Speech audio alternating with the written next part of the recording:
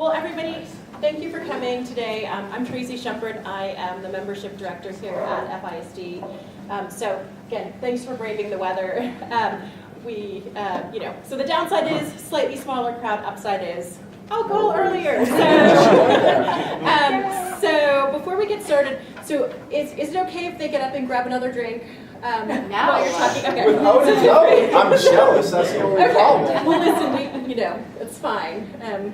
So you guys can get up and grab more, come back in. We're going to get the food out a little bit early, so we'll be able to do that too. Let's just get started. Before I hand it over to Michael and Trista, I just want to thank our host, Ulrich, and the folks at State Street. Thank you so much for having us. And also to thank our sponsors, Phoenix, ICE, IPC, S&P, Telet Prebon, and TR. So they've made this event possible. This is the first time we've been in Boston in about 5 years.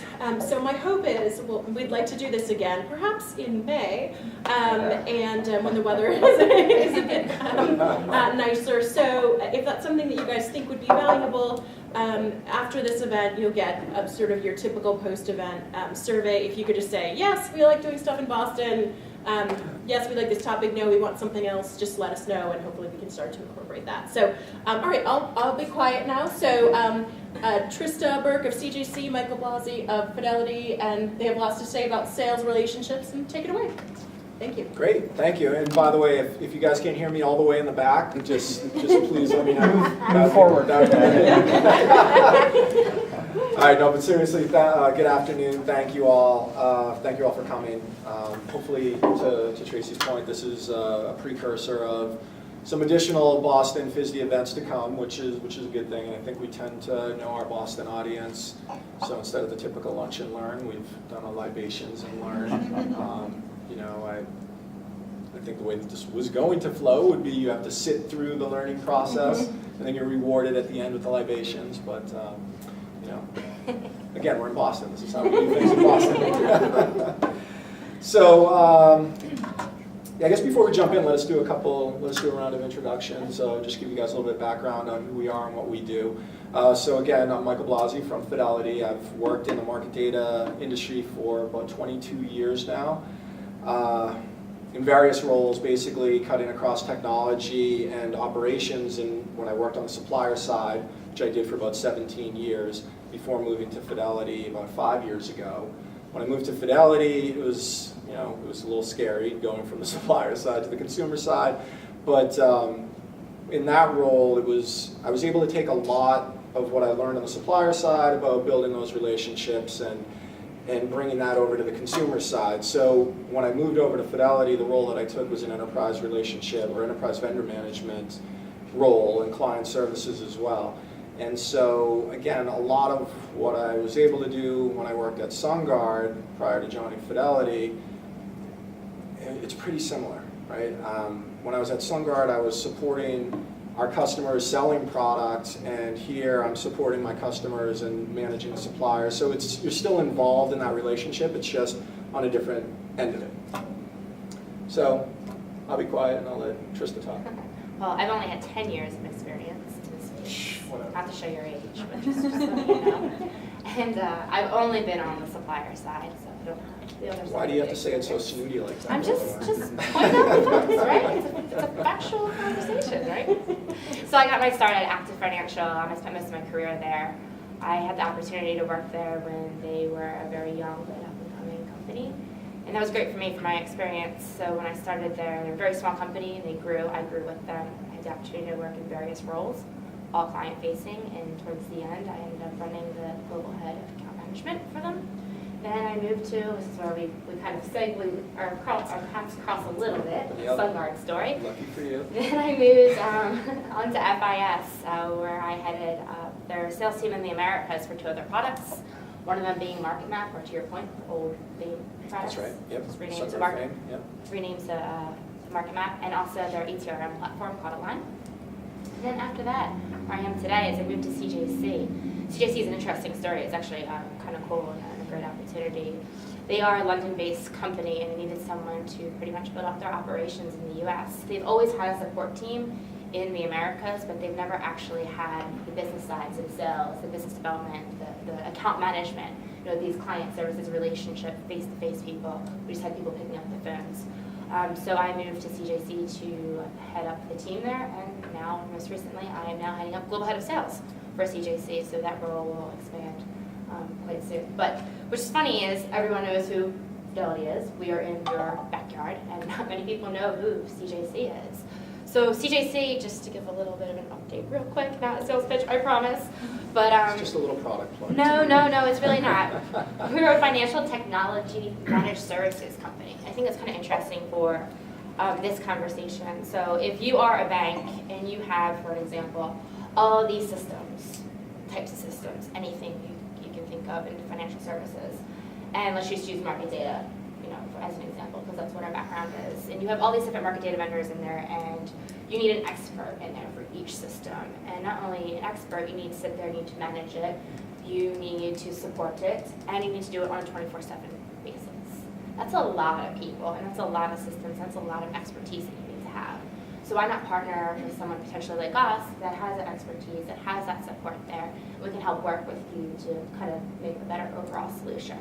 So it's funny in that regard, into this conversation, which we're going to get into, is that although we have a couple of products, we are not a product-based company, we're a services-based company.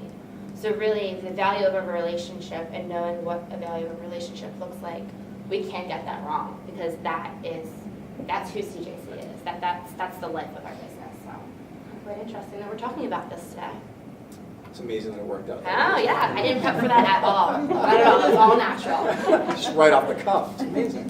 Very natural of this. So, as Trista said, so we're here to talk about relationships, and I think you'll all be relieved that we are not here to kick off an FISD dating service. So let's just put that away right now. But when thinking about relationships, when we were trying to plan for this, we were trying to think about, what makes a relationship work. And I think you can think about it, in your personal lives, you can think about it and professionally, you have your inter-office relationships, you have your market data relationships with your suppliers and your customers. And so we did decide to kind of take a look outside of just what we knew, and so we checked with one of the experts. We went to eHarmony. We did. We went to eHarmony. I mean, they've got 29 dimensions that they use to measure the success of a relationship. So why not? Let's see what they have to say, and let's try and figure out if we can tie that to a market data world. So that's what we're going to do. So let's just jump in and see how it falls.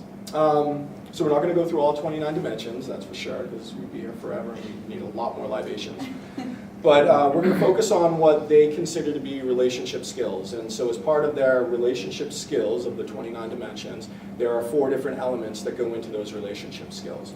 So there's communication style, there's anger management, there's mood management, and then there's conflict resolution. So I think all of those things, when you're dealing with a sales relationship on either side, I think those things, they resonated with me. I'm sure that they resonate with you. So just eHarmony defines relationship skills as the amount of effort and skill that you devote to making a relationship work, and those are the 4 elements. So we're going to jump in and we're going to talk about communication style first off. So what do they have to say about communication style? It's how well a person is able to verbalize his or her thoughts and feelings and ask questions of another person. So I guess, Trista, I'll throw it to you. So why is communication style important from your point of view in your role? Well, I think it's probably one of the most important things in a relationship. I think that's probably pretty obvious to everyone here. But open lines of communication, I mean, they're absolutely important. And I think, although it's so important, a lot of people get it wrong. A lot of people are afraid to ask the question. In my experience, especially starting a new relationship from an account management perspective, the first thing to do is to ask the question, what type of communication works for you? What type of communication works for this relationship? So, and how frequent do you want to have it? And how do you want to get the communication across? Emails, phone calls, meetings on your calendar. Yeah. How often do you want to hear from me? So if some people don't want to hear from you at all, you just check in every once in a while and say, hey, just making sure, we're still good or what have you. And other people, they want their hand held, and that's okay. But I think if you ask that question up front, then you're setting expectations right away, and you know what you need to do to start the relationship off in the right direction. So I would say that open lines of communication is incredibly important. Yeah, and I guess I would say, just kind of dovetailing onto that, one of the things that I've always thought is really important is sharing information. So I think from a procurement perspective, you're taught, and they will, if you're not in procurement, but they will teach you, don't say too much. You're going to give away leverage in any kind of negotiation. You're going to say the wrong thing, then it's going to cost us more money in the end. Totally agree with all of that, but from a technical standpoint and from a content standpoint, share information. Well, I mean, when I was on the supplier side, I would try and pull this information out of my customers, and now that I'm on the consumer side, I try and share all that information with my suppliers so that this way they know where my pain points are, they know what's important to me, they know what we're thinking about directionally going forward from a technology standpoint, so then this way they can start to think about how can we innovate to help them meet their needs. Because I mean, you're great to talk to, and we can go out and we can, have lunch and have water together, it's great. But, at the end of the day, I don't want you calling me just selling me product all the time. Absolutely. And so if I let you know what's important to me, then you can think about, okay, well, we're thinking about these products in this way. Oh, Fidelity's thinking about it that way. Let me go talk to my business development team and my technical engineering team, and how can we help solve these problems and help them meet their needs going forward? Can I ask you a question? Sure. Is it okay, do you feel off-put when somebody like a vendor would ask you, what's your timeline and what is your budget? Two great questions. Those are two questions. Anybody here from procurement will tell you never answer those questions, because that gives up leverage, of course. Right. So you can ask the question. A lot of people are probably going to answer the question. They do? Right. I'm not going to. Okay. Hopefully the people that work for me have learned not to answer that question as well, and all of you viewers at home. But it can speed it along. It can be like, It can okay, are we speed in it the along. ballpark or It can not? speed it along, however, from the time, then typically if you're a good, I'll say if you're a good salesperson, you're going to take that and you're going to use it against me. Hey, your timeline's coming up on that. You got to make a decision. You got to make a decision. No, I work we got to get that money. You got to get that thing done. You're going to miss your deadline. You're going to miss your deadline.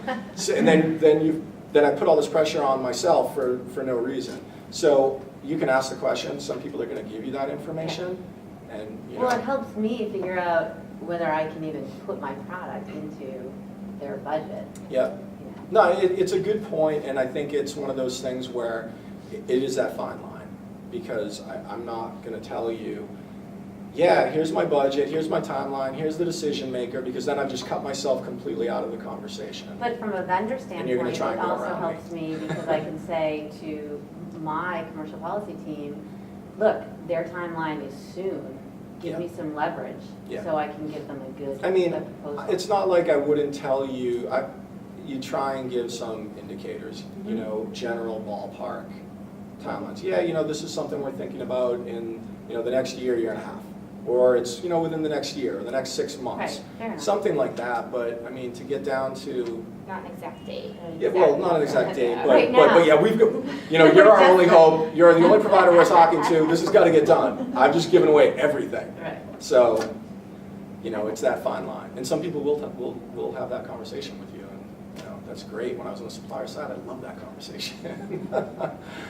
I guess it's being as transparent as you possibly can. Yeah. Right, knowing that both sides can't always lay all the cards down on the table. Yeah. But, I mean, for a good working relationship, you do need to be transparent to a certain Absolutely. extent. You don't know what you don't know, and that works for both sides. It's Yeah. not just a one-way Yeah.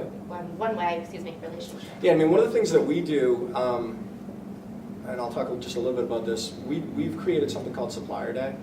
And the first one I ever attended of these was when I worked at SunGard, and I went to, there was a bank in New York, believe it or not, that was one of my customers. And they did this. They brought in all of their suppliers on a given day. They didn't put everybody in the same room, but we had a time slot from like a 45-minute time slot. And they brought in a whole bunch of different suppliers. And it was a way for them to just kind of get their message out, same message, and they would just repeat it over throughout the day to all their suppliers so that everybody heard the same thing. So we've done something similar where we bring in our key and top suppliers all into one room, and they hear the one message from everybody. And it's, you know, our CEO, our CIOs are all involved, our presidents of our different lines of business are involved, and it's a great opportunity to hear that message from the top. Because I can tell you, oh geez, you know, we're under really tough cost constraints this quarter or this year, and you know, you're gonna have to sharpen your pencil. And you're like, yeah, okay, whatever.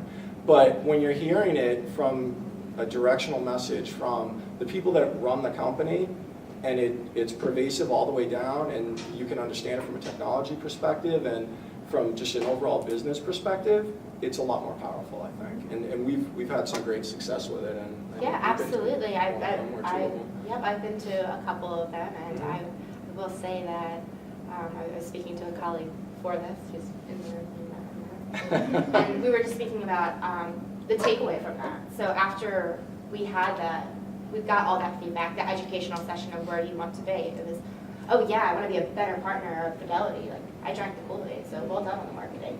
The marketing team, they did a good job, because I walked away figuring out, how can I be a better partner? Yeah. You know, at the time. So you got it worked. But I thought it was very good to understand where you're headed and how you can align your goals as a vendor. Yeah, I mean, everybody wants to have that open line of communication. Everybody wants to talk to your CIOs and the people that are running the company. But you know, it's a really great opportunity to hear from everybody all at once.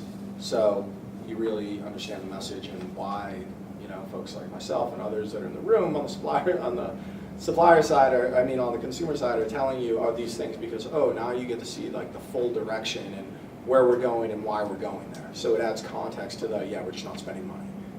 So I think it's important. It allows us to be a better, form a better partnership, because then the action's on us as the vendor to take that information and figure out what we can do with it to strengthen the relationship. Absolutely. So those are great. So a question on the communication topic. So one thing is the commercial side, which obviously is funny little tension thing. Yeah. But how do you ensure that the needs of the business really reaches the relevant people on both sides? So both on the supplier side and on the consumer side, large operations, large organizations, many products, many consumers. Can you talk a little bit about your experience around that and how you facilitate that connection?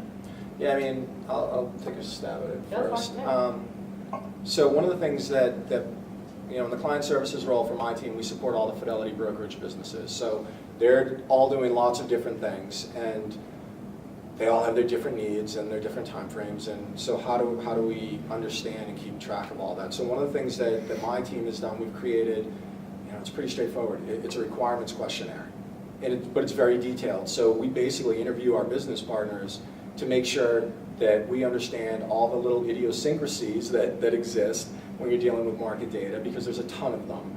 And so, you know, they might say, oh, well, we need this, and you know, for this many users, and all North American data.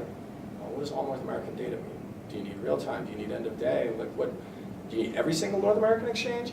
But you know, that's the way that they'll tend to speak, very generally. And so we try and get down to very detailed levels, so that this way, when we are talking with the suppliers, we can be as explicit as possible. One, it'll help with time to market. It'll cut down on all the back and forth. And in the end, it makes the supplier's job easier. It makes my job easier, because they know exactly what we need and what we want. And go ahead. Yeah, I mean, that's a great question, but maybe you'd expand on it, which is, you know, if you're talking about very specific data fields requirements, then your process is a really efficient one. But if you're trying to get a strategic dialogue going in, where you guys in the middle cannot be on top of every business topic, how do you facilitate with with bona fide parties a strategic dialogue with the business unit? Do you want to go or not? Okay, so one of the things that we've tried to implement, and something that I kind of learned a long time ago, was you want to build key relationships at high levels across both organizations, so that this way you can get your product owners within the different business lines in front of the relevant peers the people that are running the products on the supplier side, so this way they can speak the same language, you get them in the same room. We do something a few times a year where we bring in our strategic suppliers for a meeting, and we have our key business partners sitting at the table with them. And it's kind of like a good, the bad, and the ugly story, so you can talk about all the things that everyone's doing really well, talk about the things that aren't going well and how we can improve upon them, and just overall, again, strategic direction. All right, well, where are you going with this product? And it's a conversation back and forth. But, you know, from the consumer side, okay, here's my vision for the next 18 months. This is where I see my product going. And then how does that align with you on the supplier side with where your product direction's going? And that's where that communication is really key, because I want you on the supplier side to be thinking about my products as you're formulating your roadmaps out 18 months to 36 months and even beyond. And so that's where those conversations are key, and you have to build that relationship. And we're, you know, our organizations have had conversations around this, and I'll share, we're doing it quite similar, but a little bit different maybe at State Street. We're also a larger type of organization, Yep. since we cover all buy side, sell side, and the custody side, and now everything else in between. Bloomberg seems to think there's 4 or 5 of us. I'm not going to say any comments on that. One thing is the tactical. One thing is the I tactical never aspect. appreciated data management anymore. They- It's they- awesome. Fantastic. The tactical conversations can be structured and pretty straightforward. So the question is, because in a deep and solid partnership, without making it a cliche, but true partnership, at that point, everybody understands what's coming down the pipe in 12, 15, 18 months. Both you, the business, and your vendor, because in reality, that's how long it takes to put things in place, right? Yeah. So the reality is, at least in our organization, because it's so big, we don't pretend that we will know all that. But what we can do as brokers is to make sure that we maintain the stakeholder alignments that we have internally. We've organized ourselves in a way that we think is the most efficient to cover the entire organization. We do it by product type, not business lines. We kind of went back and forth, right? And we organize ourselves through business. We have pricing specialists, reference index, so forth. And their responsibility is to know enough, our responsibility in these sections is to know enough about who your stakeholders are and what they're planning, to be able to make that connection when they have conversations with people like yourself and the vendor side, to say, all right, I don't know exactly I don't know the details what's happening in the business, but when you talk to me about this, I can make the connection to the right people. Yeah, right. And because I cannot have my stakeholders be run down by 300, 250 market data vendors, I'm going to be smart enough to tell you, here's what I think they need, put together something that gets me excited, I'm going to put them in front of them, and once they're okay, I'll make the connection. And at that point, I'm going to step back. I'm going to listen in to make sure they don't say anything stupid on the commercial side. And then I'm going to get involved to make sure the kind of runway on the contract, the licensing, and all that kind of stuff. But that is, I think, a really key aspect. And it takes a lot of planning, and it takes a lot of work internally for our group to make sure that we stay in touch and understand enough about what our internal stakeholders do. That's the biggest challenge. Yeah, I totally agree. And I think it's just to end that point, it's, you know, we don't want to be a roadblock. We want to facilitate business. We don't want to stand in the way of it and prevent it from happening. So to try and build those relationships, that's why that's so key, because then you can get the right people in the room together. And then, as you said, Art, then you can kind of step back a little bit and, you know, make sure that nobody's saying timeline or budget. To add to that, the worst thing that the vendor can do in that situation is to bypass your team. Very good point. 100%. Yep. Because then you still have to be brought in. And you're going to start all over And you again. have to start all over, and it really Yeah. upsets the business, so Absolutely. you want to Great always. point. So that is a great segue into anger management, Segue, which is isn't it? another of But eHarmony's. that's a kiss of death. I feel like you just bypass lob that. that. People, a good It seasoned happens. salesperson It happens knows a lot. that, I know. Honestly, it happens a lot more than But that's you would expect I'm to see it sure. happen. Not that you would ever do that, I know, but it definitely happens more than. Okay, so than you would expect. At the risk of being blackballed by everyone in the room, if you guys have done your job well, then there actually are relationships that are formed. Right. So is the suggestion that it's always through a single point of contact versus when you do establish a relationship with someone, I mean, we often get incoming phone calls from someone on the business side. Yeah. And is it then the expectation that we say, hold on, let me give Lori a call and I'll come back to you? Or, you know, is there a point at which a more natural dialogue can It's a exist? simple copying of the. No, yeah, Yeah. and forget the mechanics of it. What is your objective? Your objective is to make that sale. No, I'd say my objective is twofold.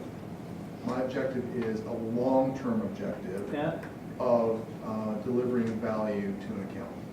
Okay, the consequence of that over the long term is an improvement or an increase in the commercial relationship. Okay, as soon as I try to sell something on that day, Yeah. okay, it's done. No. So we're talking about the same thing. Yeah. Your objective is to maintain a good relationship Right. and eventually, obviously, increase your book. If Right. not, that would be strange. Yes, over the long term. So, Yes. so what you got to think about is, what is my shortest path to that goal? Yeah. And I think what everybody here is saying is most likely the shortest path to that goal is to then say, hey, market data team, your business is interested in this. Mhm. How do we make this the most productive, efficient process whatsoever? Because I think everybody here that are involved on the consumer side can tell you that you can get this close to the goal line with No, a business, I just. but that last mile Yeah, because I do want to get a can second. kill you. Yeah, I do want to get a second drink when we're done. But, no, that's a whole different thing. Because obviously, progressing a conversation with someone on the commercial front without getting other people involved, that's a whole different sinister direction. It's really just the natural discussion and brainstorming that would go on when you have a relationship. That's really what I'm. we can spend a long time on this, but No, we can't. because I like I always like to hear questions. Yeah. The thing is that a lot of what we do is not just negotiate the terms and the conditions, but it's to tell our business line that, listen, you shouldn't necessarily do this because there are other alternatives out there. Got it. And you won't provide, for obvious reasons, that angle. Yeah. And in a lot of organizations now, that's very much what a market data service team does. They manage the inventory, they ensure that we don't That's continue right. to buy new services we don't need, and there is an overall strategy from that perspective. All right, so let's move off of communication style, or we could just do a whole FISD event on that. I know. You wanted to get some anger in there, wasn't that the next I one? know, so now the segue into anger management was amazing, and Armand, you actually hit on one of the things that Tristan and I had spoken about single point of contact, and we'll get to that in a minute. So around anger management, what does eHarmony have to say about anger management? It's important to be able to express both positive and negative emotions in an honest and constructive manner. So I think, based on my experience, people have a very easy time of expressing negative emotions. It's the in a constructive manner part that's always the gotcha that everybody kind of has to go through. So I don't know, what are your thoughts about anger management? I think Armin's hit on one of the things, the single point of contact that you and I had spoken about previously. So it was like you guys are reading our script here. I know, we shared our notes. I know, I guess.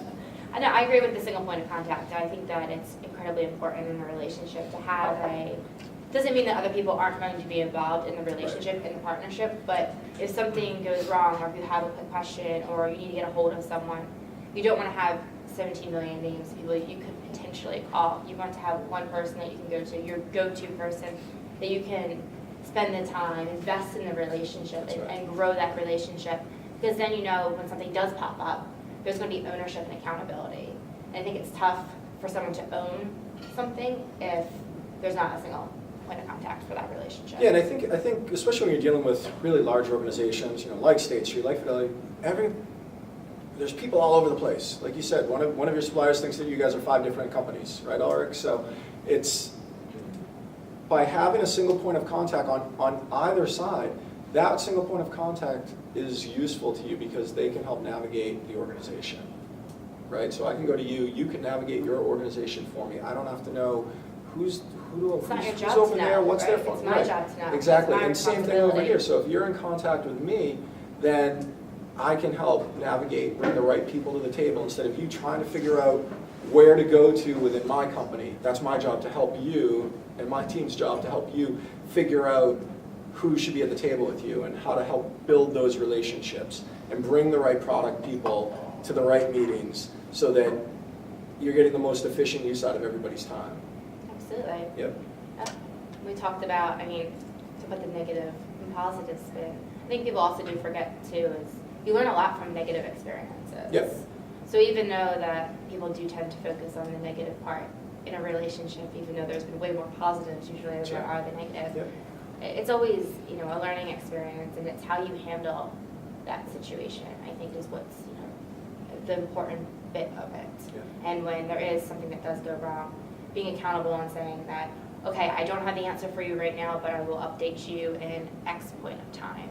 And keeping your word and actually updating, even if there is no update, even if you're trying to figure out or navigate your own internal organization, saying, I'm really sorry, Michael, but I need some more time, I'll get right back to you in X new ETA, don't have an update, but we're working on it, there's no new information. I think that that's incredibly important, and you won't really get that, you need that from your single point of contact. Yeah. Just owning. So I think you get into a trust point. Absolutely. And so that trust is really going to help to circumnavigate the anger issue. I mean, things are going to break.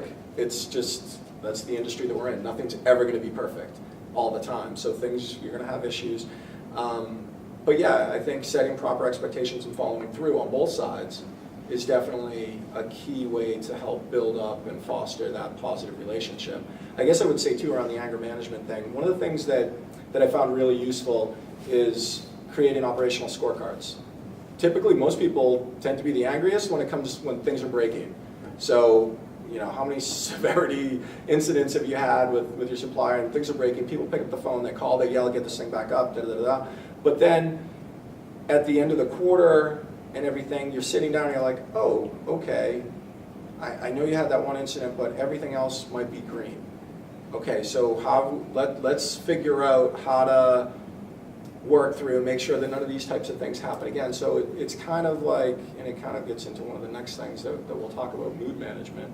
But you know, if you try and think about removing some of the emotion out of it and think about it from a quantitative basis as best you can, then it becomes a much more constructive dialogue around those things that caused you anger to begin with. Then you can move on from it, I think. Absolutely. Really agree. Hey, Michael, from an anger management perspective, Yeah. as well as negotiating, do you like to negotiate over time, or would you rather both sides exchange their final position? It's a really interesting question. That's an interesting question. I think it's really hard for everybody to just lay their cards on the table right up front, because I think that there's always room to move on either side.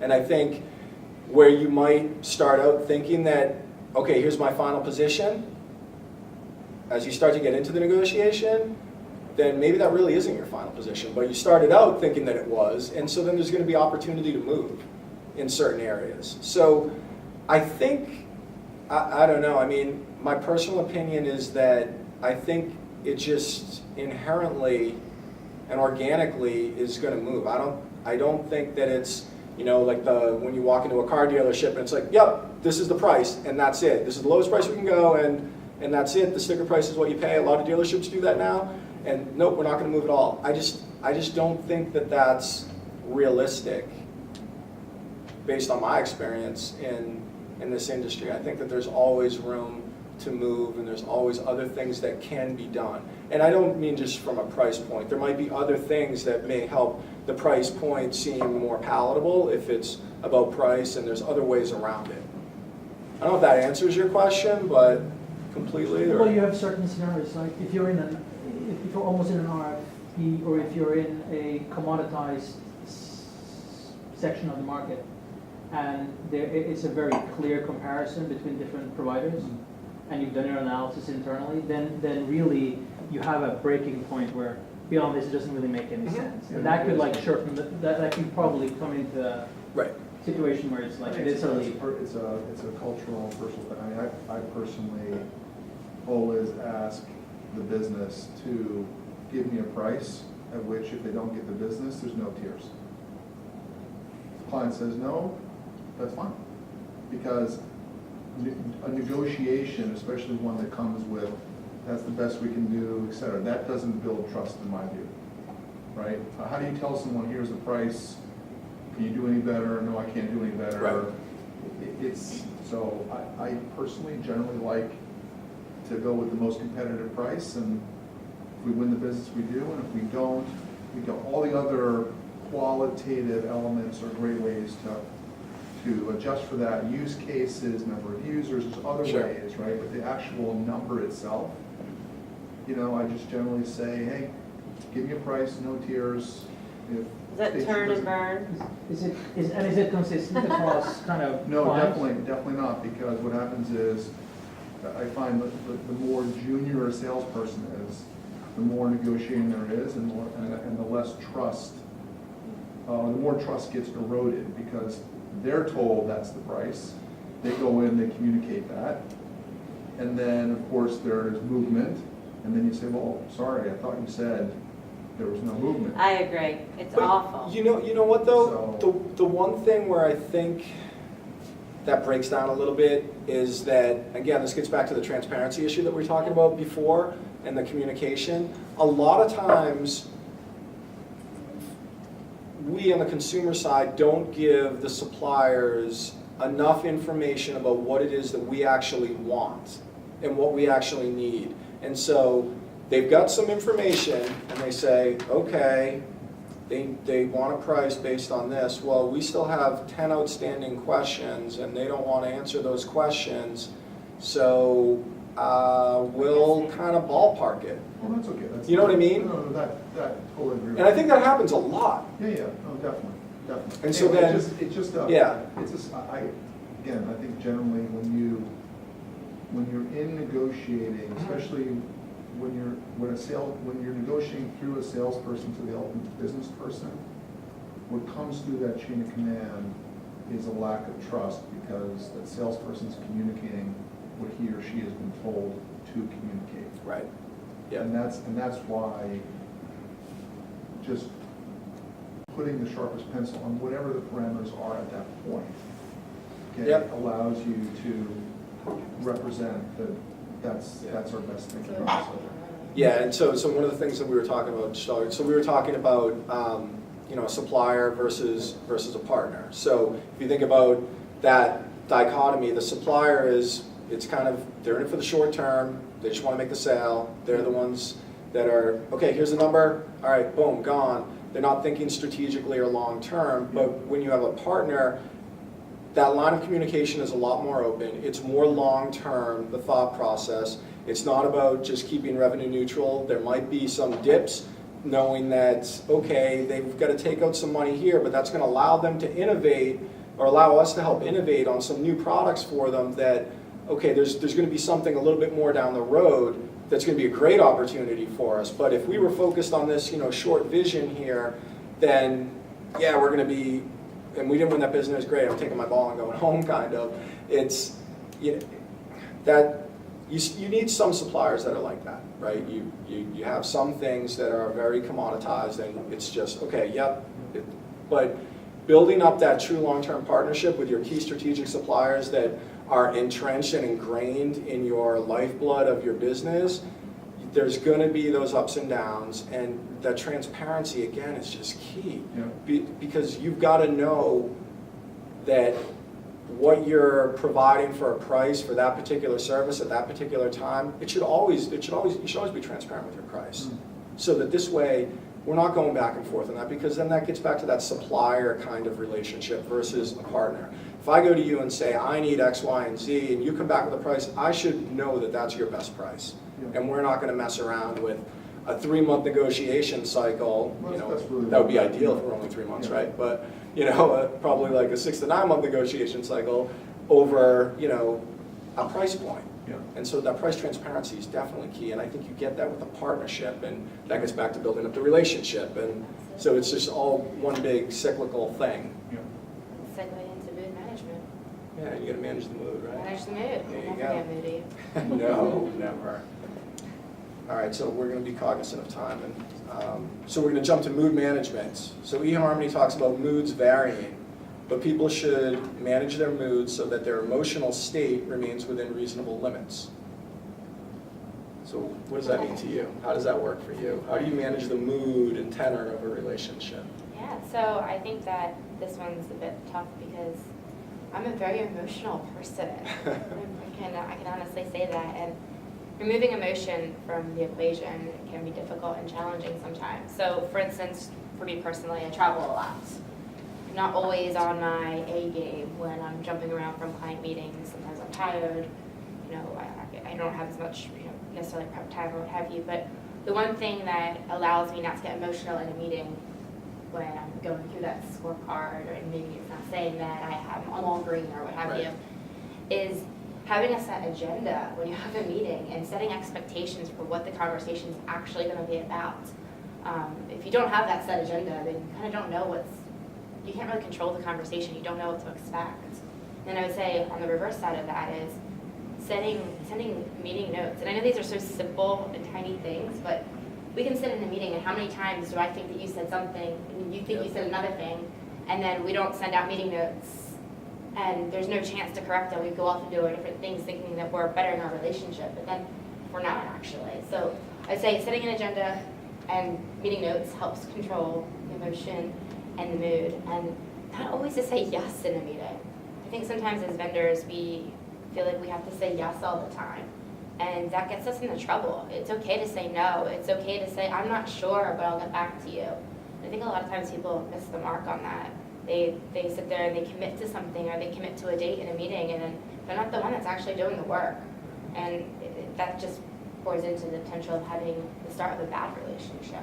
And that brings you back to anger management. And then we go all the way back to communication, anger management, and what have you. But I would say that those are probably the three things. Yeah. Okay. Yeah, and I guess back to one of the things I was saying before about trying to remove the emotion out of it. And I never was, up until several years ago, a big metrics-focused kind of person, but I think it's really been paramount to a lot of the success that we've been able to achieve with a lot of our larger and key suppliers, and really try and make things quantitative from an operational standpoint. I mean, again, it sounds simple, and everybody should be doing scorecards. I mean, we did something with FISD around pulling together an industry scorecard, and there were lots of conversations we had about that, and it's alarming how many firms don't use any kind of scorecard scoring their suppliers. And so how do you know how do you know what the status of the relationship is? And it's not even just from an operational standpoint, but from an account management and sales standpoint as well, like gathering feedback from your internal business partners on the account management team and the sales team. So this way you can have these active, constructive, how are we perceived? right? We Yeah, want to know exactly. how we're perceived. Because that perception is the reality. Absolutely. So you might think you're doing great, but we sit down and like, oh, geez, look at this is how you scored in these different areas, and you're not going to like it, but at least then you know what the perception or reality is, and then we can work together to try and change those things. So I feel like the mood management thing is, I think you can get a lot out of the metrics. I just like saying mood management. Do you guys think that suppliers are as good as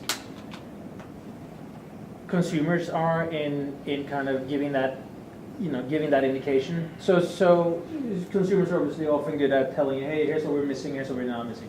Do we think that suppliers are good at telling their customers, here are areas that doesn't necessarily work in our relationship, here are things that we want to do? Because in a partnership, it should be more equal, right? Do you want me to answer I that agree, since sure, go ahead. since I'm actually on the vendor side, and you're I the, was on the vendor side. well, yeah. Good. Well, I think that it's getting a lot better. I think that there have been drastic changes on putting things in place like this. I mean, years ago, it was always on us to provide the statistics on, basically on how we were doing, right? Pulling your stats and your own ticketing system or what have you, and showing how you're tracking all that. So almost to a point, we were scoring ourselves in front of the customer. And I think that as we move forward to kind of, and I think in general the industry is going more towards open communication and partnerships. That's where the industry is heading, and I think it's helping relationships too. but you're not coming to the table and you're saying, look, I have this to offer as well. So the more data, the better, right? If the data doesn't lie, it's in the stats, and we can see how we can come together with both sets on both sides to improve the relationship. If you're talking about, we do a piece of business and it's not profitable for us, do we communicate that to the consumer so that they know that it's not a piece of business that's well regarded within the supplier's organization? It's Yeah, most of you already, if you're on the vendor side, you have a dashboard already. It's sales management, right? And now the consumers are starting to do the same, and we're very keen on sharing that information with the vendor. Interesting how if the vendors are keen coming from the vendor side, before, we're seeing more and more communication coming the other way, which is actually valuable, where you say, you know what, our scorecard tells us that this is not your strongest point, and here are certain areas that I can do for you. Because think about it, the power that you have in your dashboard on a consumer, it's very valuable. Because those are potential gaps, either in how we are not good to sell to, that brokers like us wants to learn. If your internal knowledge says here it is, Ulrich has anger management issues, then I kind of want to hear about that, because that prevents Everybody already knows that. a sale relationship. No, but that kind of communication I think needs to happen more and more. And I think traditional sales is like, hey, you can't upset the client, you can't really tell, the client is always right. And I wish we saw it change. I think it also depends on the nature of your business. If you're in a real data and information provision business, usage statistics are very valuable in that regard. If you're in software or in managed services, the dashboards don't tell you that. The value is in the brainstorming and the strategic dialogue around what one could do with the software, with the managed service, combining two or three. It doesn't come from a dashboard, that comes from the human beings involved. Yeah. I've learned from a vendor standpoint, and this is like it might go against everybody knows in sales, but I don't give anything unless I'm getting something back. So I have an even playing field with all of my relationships with my clients. And I will work for them as hard as I can work for them, but I have a valuable content, data, service that I'm providing to them in addition to the relationship I'm providing to them. So I won't give unless I get something back. So I'm not just going to be like, yeah, I'm here, you're back and call. Right. Be like, yep, and I'm going to need a meeting with any of the end users, and I'm going to need you to promise me that, we're going to follow this timeline or whatever. And of course I will bend, but I usually don't break. So. Should we go into conflict resolution? I see a lot of Thirsty people. empty water glasses. All right, so conflict resolution. What does eHarmony have to say here? This is being able to understand another's point of view, being respectful of other people during conflicts, and dropping an issue once it's resolved. So how do you typically deal with an angry customer? There's some kind of conflict, and I guess the other side of this, because I think it's really an interesting piece of it, is do you think people have a hard time letting go? It's a good one, right? Keeping it in the past, not bringing Right. it back up. So in my experience, when resolving conflicts, I find it best that if you are clear on the issue, you define the resolution, and then you get back to the customer to let them know how and why it's not going to happen in the future again. I think that that's usually the best way forward, where people do leave the past in the past, because you've owned up to it, you've explained why it happened, whatever issues like we talked about before, they happen, right? They're gonna pop up. But all the customer usually cares about is, tell me how that's not gonna impact my business in a negative way in the future. How are you gonna make sure it doesn't happen again?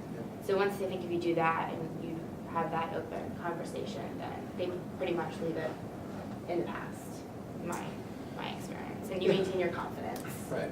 So I think about it in a couple of different ways. So one, the way that you were thinking about the conflict and just talked about that. And so the other one, and this is something that I've dealt with pretty recently with a supplier. So it's not conflict in that their product is failing. It's just every time I'm on the phone with them, or was on the phone with them, everything was an argument, everything was a fight, there was no transparency, the relationship was just sour.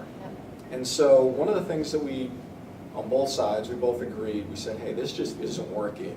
And this is not a good, healthy relationship. eHarmony would be proud of us. And because we were able to recognize You just move on, right? Right. So we just moved on. Yeah, nobody wanted to walk away from money though, right? So I wanted to break up with them. They still want to stay in the relationship. So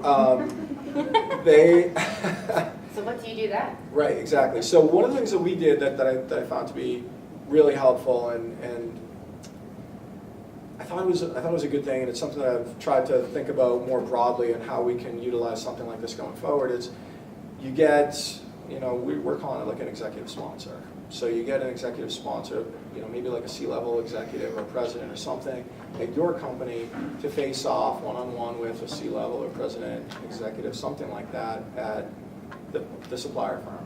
And so you get those guys in a room with, the other folks like yourself and myself, and then you're kind of talking through things, and you know that those people at that level, they just want all this noise to go away. So once they're involved, then the relationship's going to get itself figured out, or it's just going to completely dissolve because they don't want their time wasted dealing with this. And so if it's gotten to that point, they're just going to say, look, make this work or separate. And depending on the amount of dollars that are on the table, people aren't going to want to walk away from it. So how do you make it work? And so I think having that level, that senior level of people that involved in it, it makes you take a step back and think about, okay, how can we make this work? All right, let's come up with some guiding principles. And okay, we've got these 5 things that are really important to us, and we've shared that with you now. You know what's important to us in every deal that we go through, and let's make sure that we're working to meet these needs. Do you think you can meet these things most of the time anyway? And you get that senior level buy-in into these, I'll call them principles, and then you've got something that's a little bit more tangible, and I won't call it quantitative, but it's real, it's transparent, and everybody knows what everybody wants to get out of it. And so I think that's worked really well to resolve those relationship conflicts that that just aren't working. When you see the phone ring, it's that person, you're like, oh my God, I do not want to pick up the phone. And then you get an email and then another phone call, and you're like, oh, I have to deal with this. Did we cover that in the first one? How many times do you want communication? Yeah. Daily, hourly, Right. quarterly, right? Maybe you should have had a Right. chat in the beginning Exactly. to understand where you want us to go. I love how you brought it full circle, by the way. We're not back to points. You've totally paid attention. I love I it. had time. We are overall. Yeah. Any other thoughts on or questions around that conflict resolution? Or is everybody just like, I need another drink? You guys are relationship experts. I think we're going to be on the next eHarmony commercial. Did you have to sign up for eHarmony to get all this data? Would you guys consider mediating difficult relationships? Oh, gosh. That's going to be another service. It's a service that we're going to provide. How much you're willing to pay for. Exactly. There you go. Exactly. Depends on the outcome. Excellent. That's Excellent. great. So that is it for us. Unless anybody has any questions, but thank you all for a very Thank you. spirited conversation. Thank you. Thank you, Mike. So that was fantastic, and it was sort of a round table, which was kind of a cool thing. So I'll let everyone get back to the bar, but I'll just quickly again thank Ulrich and State Street for having us here. Our pleasure. Thank you guys again for coming out in the rain. It looks like maybe it's clearing up a little bit for your commutes home. But again, we'll send out the post-event survey. If you would let us know, do you like this kind of event? Do you like sort of the conversational tone? Are there topics you'd be interested in? Definitely any feedback. that you would like to give us, we take it very seriously and we will strive to incorporate it going forward. So thank you for that. And then finally, again, I just want to round out with thanks to our sponsors, Fenix, ICE, IPC, S&P, TPI Cap now, and Thomson Reuters. So thank you to them, and then the bar is open again, so see you out there. Thanks. And thank you to Tracy and FISD for pushing this in Boston. Very cool. Hopefully we can do more of these. So great. Thank you, Tracy.